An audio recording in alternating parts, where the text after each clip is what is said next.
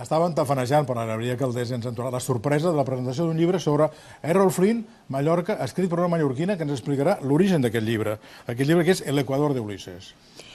Aquest llibre comença de que jo vaig saber que l'Errol Flynn havia estat de 1950 a 1959 amb el seu vaixell al Real Club Nàutic de Palma i vaig voler saber què feia i per què era allà.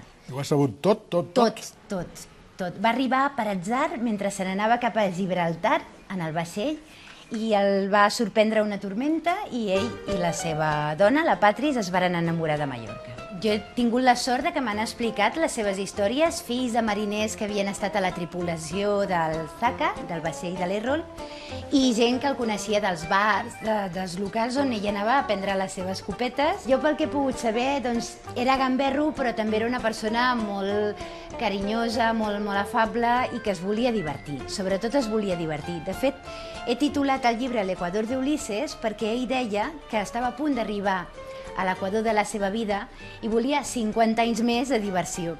No hi va arribar. Va ser deixar Mallorca per anar a vendre el vaixell i ja no va tornar mai més.